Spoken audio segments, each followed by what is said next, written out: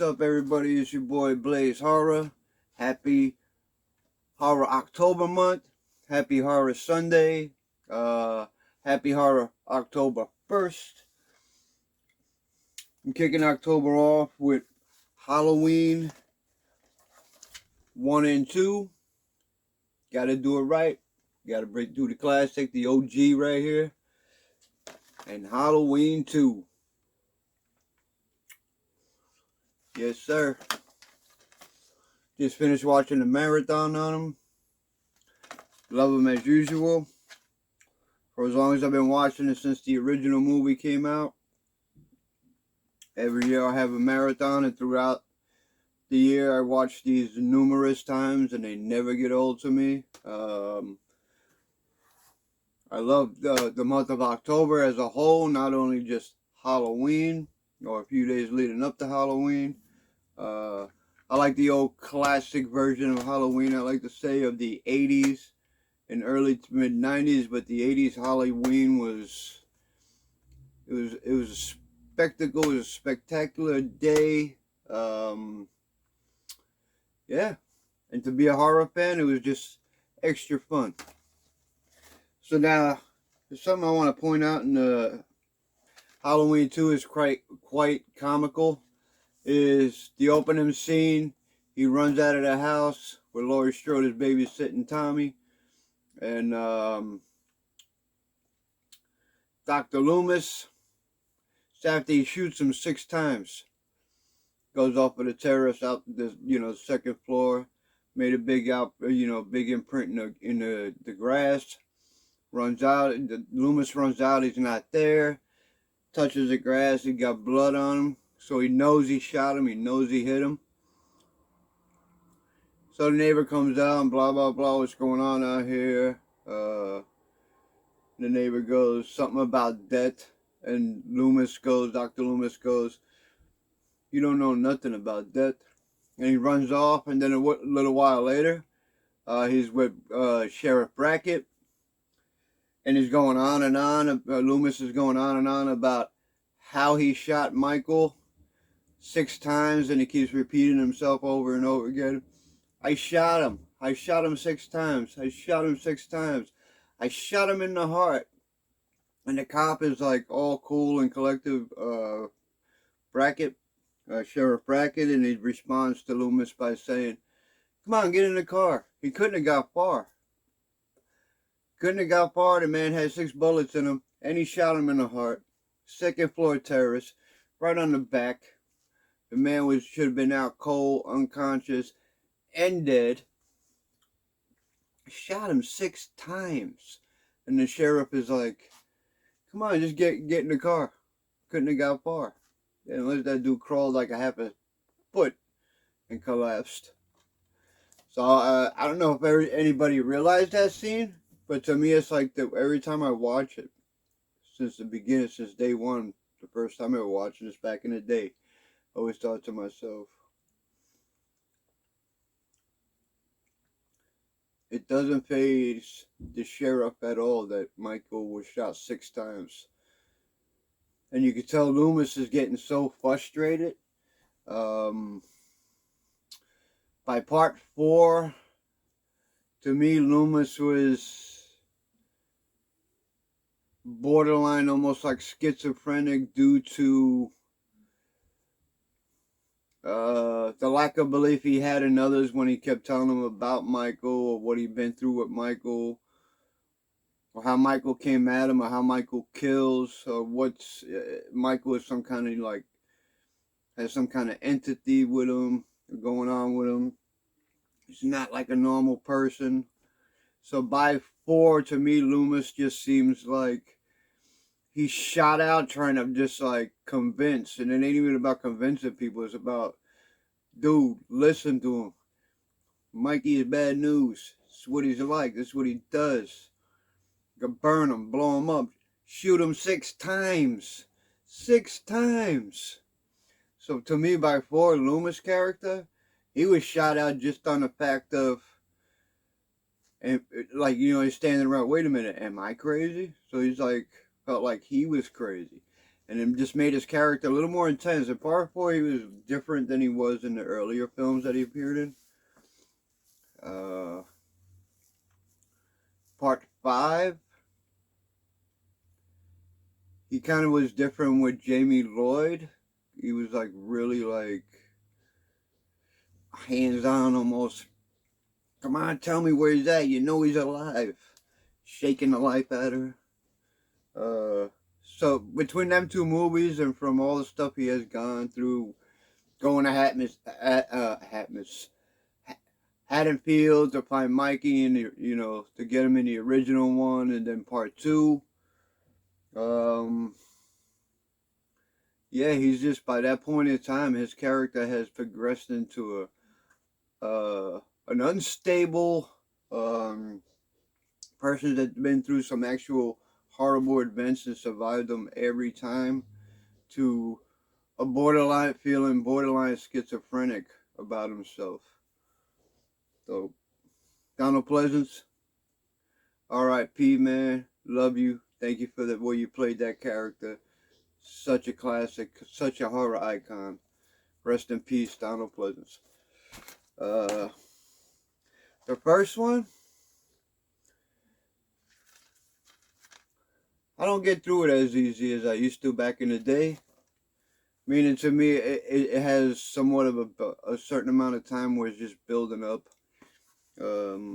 Yeah, sure, they're coming home from school, Lori and her friends, and Mikey drives by in the station wagon that he stole, and he's just like driving around. And maybe Loomis and the nurse that he was with should have reported the car stolen. Got their plates. He should have got on the phone to Haddonfield, because this dude was driving around Mikey Myers in a stolen station wagon. That's state property because it belongs to the state mental institute and hospital. And he's just driving around freely in the daytime. I think Friday the 13th Part 1 is the movie where Michael Myers, for the first half, it has the daylight scenes, other than, which one was it? That's right, Part 1 is in her neighbor's yard by the clothesline with the sheets on there, standing there watching her. Part 6, when he chases the mother in the backyard. Once again, the clothesline scene again with the sheets. I wonder if that was somewhat of a slight tribute to that original scene in the original Halloween. So it's another daylight scene. But it seemed like in the first one, he had a little more airtime, so to speak, in the daytime.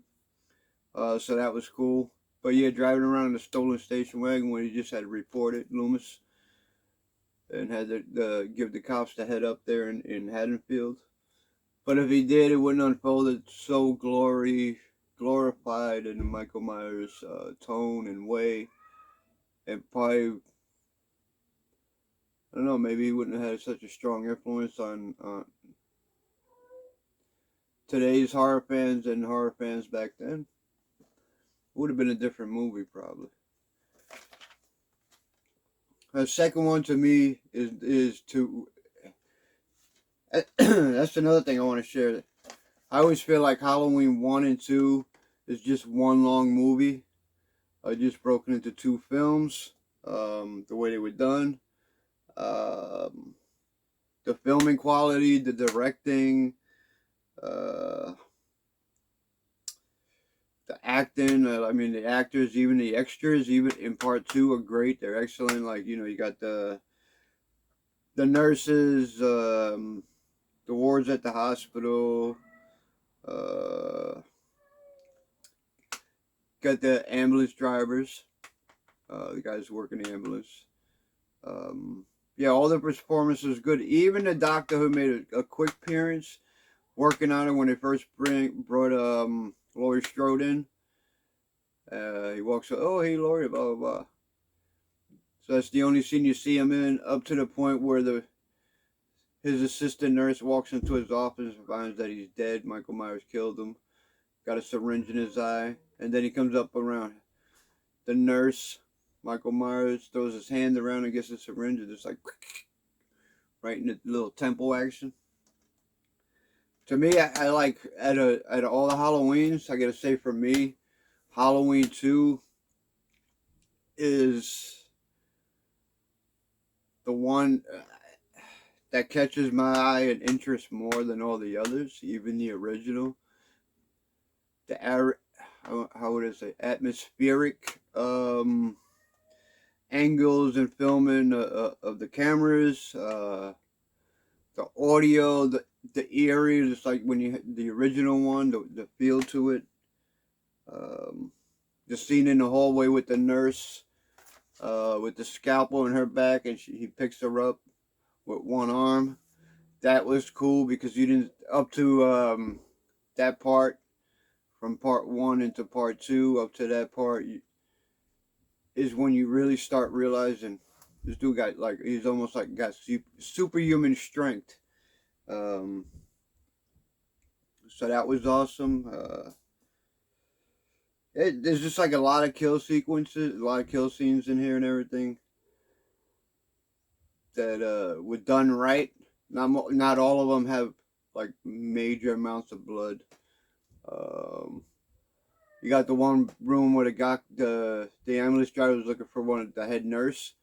He walks into a room, finds her there. She's laying on a table, drained of all her blood, with some hoses and stuff in her. Oh, Mikey, he wanted to play doctor for a little while, apparently. But the whole floor, everything in there is covered with blood. But then the guy goes to run out. You know, he walks in there stepping in the blood, and then he turns real quick while he's stepping in a big puddle of blood. Slips, bangs his noggin. I think he gets amnesia because when they show him again later on,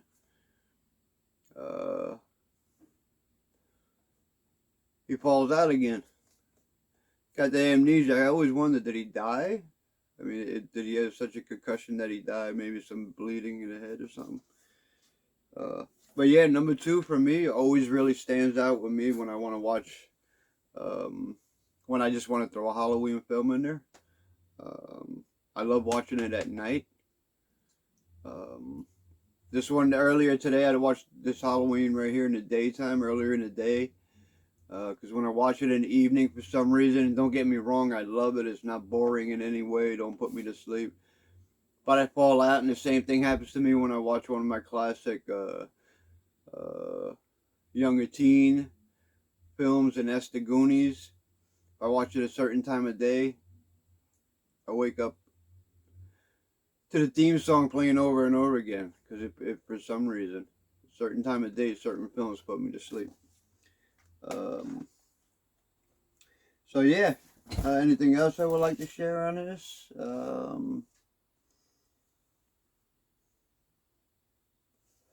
Yeah. Oh, I wanted to share the dates real quick, in case anybody's curious when these films came out. Halloween 1 came out in 1978. Halloween 2 came out in 1981. So you had, what, that 4-year time difference?